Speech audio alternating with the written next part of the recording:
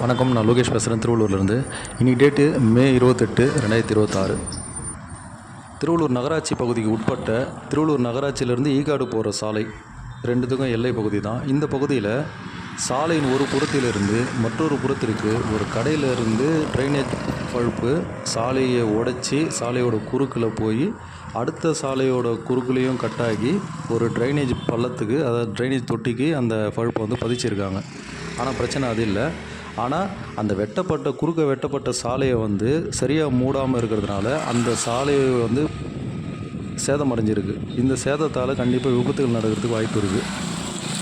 சாலையை உடைச்சி பழுப்பு புதைச்ச அந்த ஊழியர்கள் அந்த சாலையை சரி பண்ணாமல் சாதாரண மண்ணை போட்டு மூடிட்டு அப்படியே விட்டுட்டாங்க. இது நாளடைவில் என்ன ஆகும்னா அந்த உடைக்கப்பட்ட சாலை பெரிய பள்ளமாக மாற வாய்ப்பு இருக்குது.